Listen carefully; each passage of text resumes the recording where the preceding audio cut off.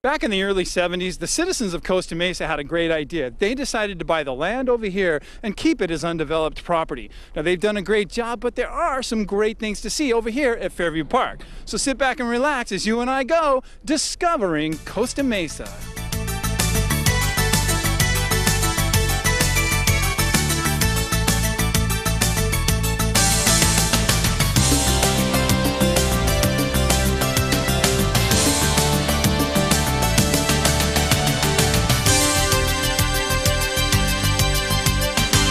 We have one really unique feature here in Fairview Park, and that's the Orange County Model Engineers. And standing over here is Terry Cummings, and Terry is going to be taking us a tour on this wonderful venue, or whatever you want to call it. Well, first of all, thanks for joining us. Well, thanks for coming down, and we'd like to see more of you. So, Orange County Model Engineers, what are you guys about? Well, it's a combination of things, actually. The key thing is everybody has a passion for trains. Lots of us have had trains as small children, forgotten about it, grown up, but the virus was planted, and then something causes it to reemerge as an adult. And this is one outlet that's available for people that want to play with trains. And it has another thing, though. It's a great social group. Right. It's a great cross-section of people, both in careers and ages. And we do, I think, a very good public service because we provide free rides to the public 2 days a month as part of our agreement with the city. Right. What I think is really great is this property was meant to be undeveloped, yet you guys are utilizing it, but in a way that it stays undeveloped, and we're taking people out and they can see it. Right, and the views from the bluff out there are fantastic. So I mean, you can just look out here and you can just see already. I mean, what a great view it is and everything. It's awesome. And then down here, though, this is where we're going next. This is what you call? We call that the yard or the compound, and that's where we stage the trains, where we store the trains, where we service them, where we build materials to use up here on the road. Right. So we're going to walk on down there now. We're going to talk to some of the guys. We're going to see some of the trains. We're actually going to show people the process of getting the trains out of the warehouse and up here on the tracks. That's right, and it's really an interesting design. The early founders of this place put in a huge amount of effort and really astonishing creativity and skills to build what we have. Okay. Now we've come over to where you guys you do a lot of work. We got some of the tracks stacked here and some of the railroad ties. Tell me a little bit about this. Well, this is where we fabricate the rail sections, and it's kind of like the old-time Lionel track. You put the section together here, then you haul them up and install them. The rails are set on top of the plastic tie. So this is a plastic tie here, because sometimes they're wood, right? They used to be wood, and almost 99% of the ties out there today are wood. Now, are we replacing old track? Are we making more track? What is going on there? Well, 2 years ago, we added about 2,500 feet of new track. Okay. And that was a major event. Right. This stack of ties is going to replace the original track at the station, which we'll see in a few minutes. And the reason for that is the ties underneath have rotten out. Okay, right. Yeah, and we have to fix that, and we want to make it out of something that'll last a very long time. And these aren't going to rot out, are they? They're going to last you a long time. We're going to fix the base of it, too, so it doesn't settle with the rains and other... Now, while you're doing this, are we laying everything back in the original section where they were? Are we rerouting a little bit or doing anything different? No, we just remove the old stuff, scrap the rail, throw the ties out, and start over. Okay. All right, great. Well, we're going to head on through here, and we're going to take a look at some more of the stuff that we have down here.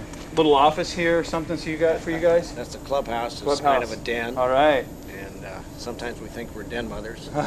Cool. And then we have these little storage buildings, bins and things over here. Looks like there's a lot of trains pretty much stored back in there. Are these there all year long? Are these your guys' trains are specially brought in for this year's event? These trains are stored all year. Members work on club projects to earn the right to store. Right. And these are privately owned. Oh, excellent. Later on, we'll see some club-owned equipment. We got one of our best ones over here, or one of the most interesting, the steam engine. We're going to go take a look and talk to someone about that. This is kind of a pride and joy locomotive, and it's owned by Vern Lockhart, who's ready to take it out and run the public on the public run day. All excited about today's event. I'm going to step in. I'm going to talk to Vern a little bit about his engine here. Vern, hi. How are you doing? Good. Hey, thanks for joining us. Tell us a little bit about your steam engine here.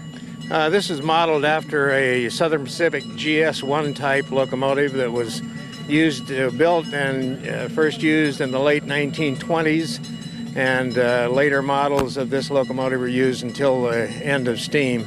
This type of engine was what pulled the coast daylight trains that were very famous. This is one of the standard passenger and sometimes used in freight locomotives when steam was king. And now, is all this stuff, is this pretty much true to life, everything that we're seeing on here? Yes, this operates just like the real thing. So just a smaller version, though. Where do you put the water in? And The water is in the tender here, and it comes into the boiler. This part of the engine up to this point right here is boiler, and that's where the water is heated, made steam, and the steam comes down into the cylinders, pushes the rods, and that's what makes the engine go. So do we get steam then also? The steam comes out of here, and we also get the big smokestack steam? The stack is where the smoke, that's and the exhaust steam goes out the stack. All right. How long have you been doing this? Since about as long as I can remember, when I was a little kid, I was nuts about trains, and I worked for the railroad for a number of years, so it's been a lifetime endeavor for me. Awesome to be able to do something you love like this for a long time, right? It is. All right, we're going to go find Terry. Thanks very much. So the trains line up here on, what do you call these little racks here? They're called steaming bays, and the reason for that is the steamers have to have compressed air and water, sometimes electricity to get their boiler pressure up and the fire started. Okay. So they'll park here, but we also use it to service other equipment. We see you got a bunch of them down the line. Let's take a walk down here a little bit. Who works on these? I know today's a special event, but you guys are here all the time. Now, do you guys work on them out here? Do you work on them inside the warehouses? And who maintains them? And those types of questions. Well, the owners maintain their own equipment. So this green one has just been going through a major overhaul. Had some rusted cylinders. Right. And he's now corrected that, so he's ready to steam up for the first time. Is he a local or is He's a club member? Club member. And he stores that. So in this one one's of the here barns. all the time. Yeah. Right. Now the next one is a guest from out of town, and he's getting his steamer ready. Hi, how are you? Oh, good, thanks. What's your name? My name's Neil. Well, just real quickly, because I see that you're pretty busy. What are you actually doing there right now? I've just been cleaning out the flues and the tubes on the boiler. Okay. I'm getting it ready to oil up. Mm-hmm. I'm going to light a fire in there with some wood and put some coal in and get the steam up. What do you think about the setup we have here? I think it's excellent. I'm from the Los Angeles Live Steamers, and I think they've just got an excellent setup here. They've got a nice track. It covers a lot of territory, and it's very nice for the public to ride on. All right, great. Well, enjoy, and we'll probably catch up to you outside there, all right? Very good. Thank you. This is going to be interesting. They're going to roll this train now back onto its, the little thing over there, right? Yeah. The locomotives weigh up to 1,500 pounds.